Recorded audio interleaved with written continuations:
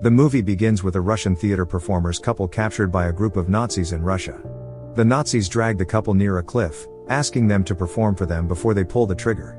But the Nazis are not easily amused by the imitation of their leader Hitler, and the soldiers are ready to pull the trigger and kill the performers.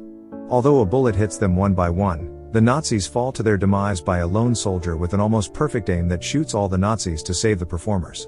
The lone soldier appears to scavenge the corpse of the Nazis for bullets and other supplies to last the harsh cold weather of Russia and leaves. Meanwhile, a group of Russian partisans fights the Nazi forces while traveling. The other members die and get sick due to Russia's harsh cold weather.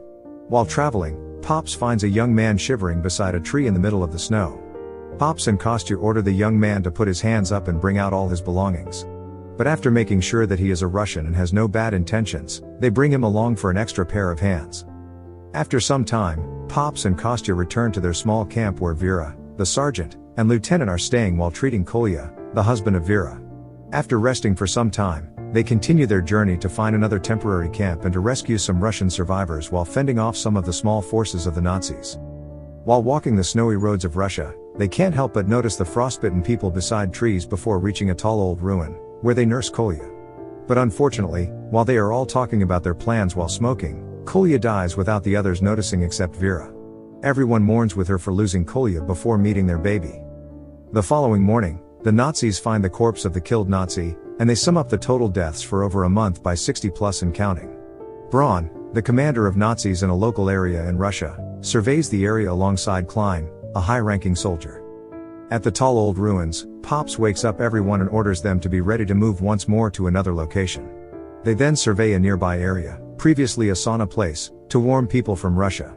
Little did they know, there was a trap set by the Nazis wherein they prepared a delicious meal at the table. Still, it was poisoned, and 4 soldiers who had taken a bite from it died from that poison the last few weeks. The sergeant almost fell for the trap, but luckily Kostya prevented another death from the team. Pops arrived to prevent the two from clashing as Sergeant thought Kostya was jealous of Sergeant for finding some food. After the arrival of the Nazis, they prepared their materials and chopped off some wood to experience the sauna while investigating the red ghost. Klein then proudly shows Braun the poisoned food at the table that he prepared to kill the hungry Russian partisans in the area.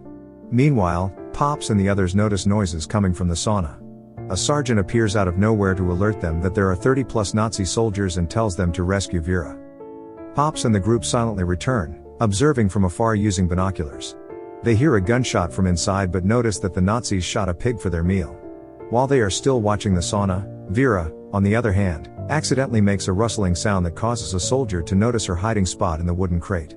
Braun orders the soldier to fetch and translate for Vera as she only speaks Russian. Braun, Klein, and the soldier ask Vera what her agenda at the sauna is and if she knows anything about the red ghost that killed multiple Nazi soldiers. The soldier helps translate the conversation for everybody and allows Vera to answer correctly as if he's protecting her. Still, she does not know anything about the red ghost. Although Klein looks beneath the beds to see if she is telling the truth. Klein discovers a pair of clothes and a picture of Vera and Kolya.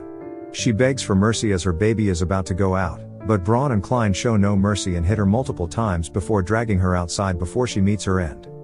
Meanwhile, the Nazi soldiers outside notice Vera and immediately play music to cover her screams. They focus on cooking the food and surveying the area for possible threats. Klein points his pistol at Vera and takes his time to smoke before handing the gun to the soldier and ordering him to shoot her instead. But as soon as the soldier points the pistol toward Vera, a bullet pierces his head.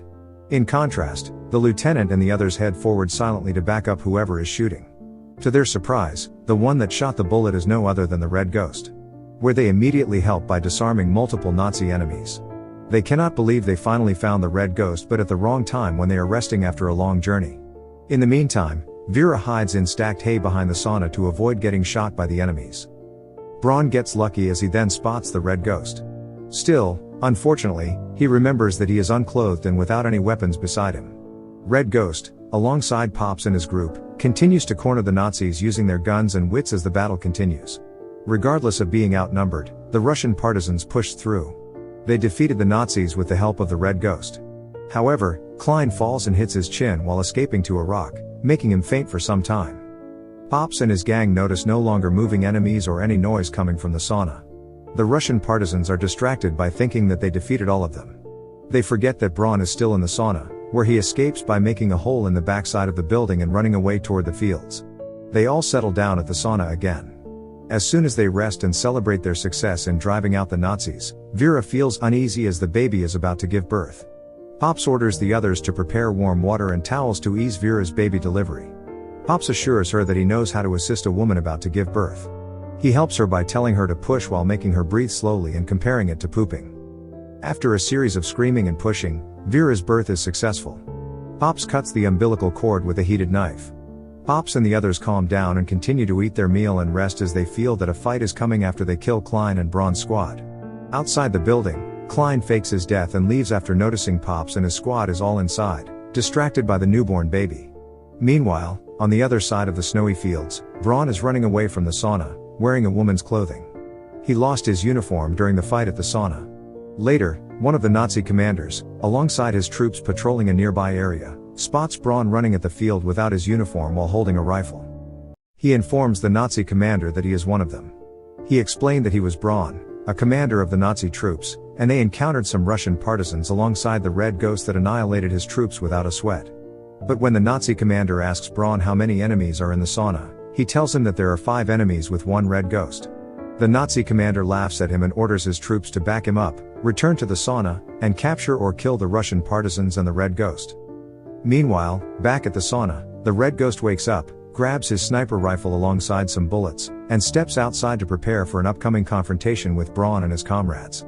Pops then remembers a story that the Red Ghost has a good sense of when the Nazis are arriving, even from afar. They then prepare their weapons as they suspect the Nazi troops are near. They all gather and go into position to protect the sauna and order some of their men to guard Vera and her baby. Kostya, Pops, Sergeant, and Lieutenant cover every corner of the sauna.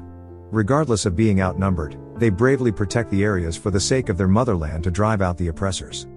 Finally, the Nazi arrives at the sauna. Braun and the Nazi commander order his troops to secure the area and to find the Red Ghost and the Russian partisans. They slowly approach the sauna. Some crouch and some walk slowly. Pops and his troops are waiting for them while staying hidden at every corner of the sauna, ready to attack the enemy at any moment.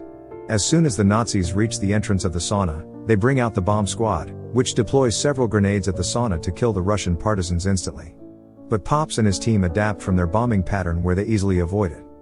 After the barrages of bombs, the lieutenant sets his machine gun to shoot the enemy front lines that are getting closer. While Sergeant shoots the enemy from the sides with his rifle to stop the enemy's advance toward the sauna.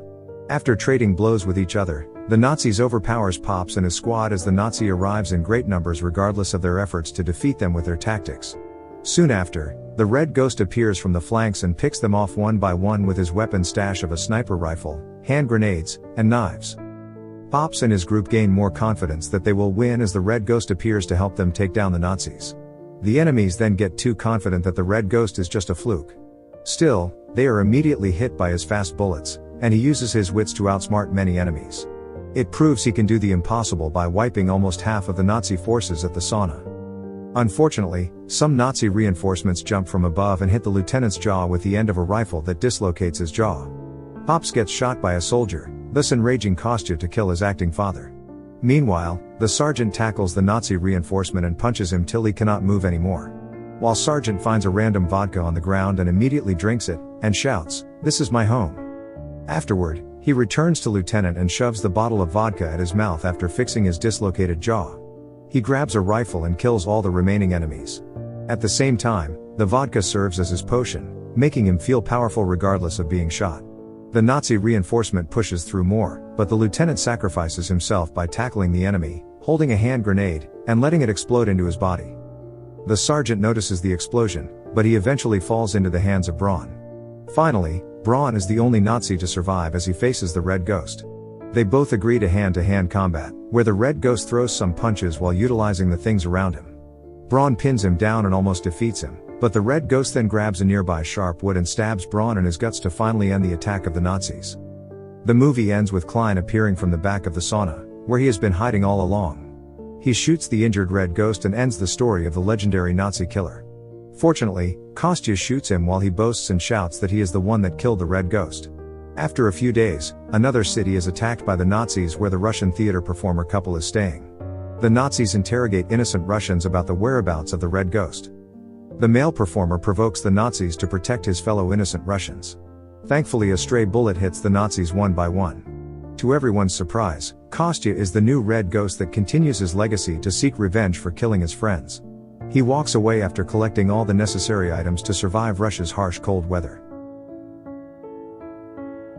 Thank you for watching. Subscribe for more videos like this to help the channel out. Have a nice day.